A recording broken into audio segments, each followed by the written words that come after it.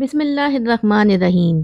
तहज्जुद जितना सवाब मिलता है जो रात को बिस्तर पर या दिन में अल्लाह का ये पसंदीदा लफ्ज़ पढ़ता है। तहज्जुद बहुत ही लाडली इबादत है।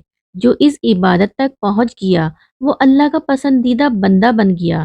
तहज्जुद की नमाज इस बात का सबूत है कि तुम्हें अल्लाह से और अल्लाह को तुमसे मोहब्बत है। वो बंदा जो अल्लाह को पसंद आ जाए, अल्लाह को प्यारा लगे, अल्लाह उसे तहज्जुद को ज़रूर जगाता है। नबी पाक सल्लल्लाहु अलैहि वसल्लम ने फरमाया, नेकियां बुराइयों को मिटा देती हैं और नमाज तहज्जुद बहुत ही बड़ी नेकी है। इससे अल्लाह ताला गुनाहों को मिटाते हैं।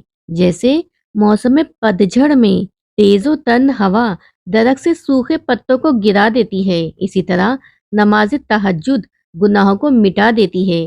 तहज्जुद पढ़ने वालों से खुदा मोहब्बत करता है, उन्हें देखकर खुश होता है। तहज्जुद पढ़ने वालों के चेहरों पर रौनक होती है। अल्लाह पाक तहज्जुद पढ़ने वालों के चेहरे को हसीन कर देता है। तहज्जुद बदन से हर बीमारी को दूर कर देती है। एक बार अल्लाह के रसूल ने हजरत अबू हुरैरा को मुखातिब करके फरमाया, ए अबू हुरैरा, अपने घर के कोनों में नमाज पढ़ो। तुम्हारे घर का नूर आसमान में ऐसा होगा जैसे छोटे और बड़े सितारों की रोशनी जमीन के बाशिंदों के लिए होती है। रात की इबादत अपने ऊपर लाजिम कर लो कि तुमसे बेशतर नेक बख्तों का यही तरीका रहा है।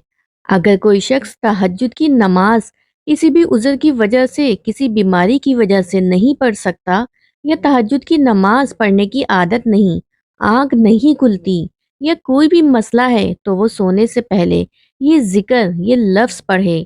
एक हदीस में नबी पाक सल्लल्लाहु अलैहि वसल्लम ने फरमाया, ए लोगों, जो बंदा तहज्जुद की नमाज किसी वजह से ना पढ़ सके तो उसे चाहिए ज़्यादा से ज़्यादा सुबहान अल्लाहि व बिहम्दिही इस लफ्ज़ को पढ़े।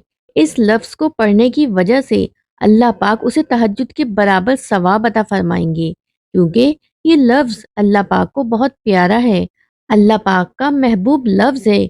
इस लफ्ज़ को आप दिन में भी पढ़ें, चलते फिरते पढ़ें, लेकिन रात को सोने से पहले इस लफ्ज़ को और सूरह बकरा की आखिरी 2 आयत को पढ़कर सोएं। जितना भी पढ़ना चाहें, इस अमल को पढ़ने से, इसकी बरकत से तहज्जुद के बराबर सवाब मिलता है।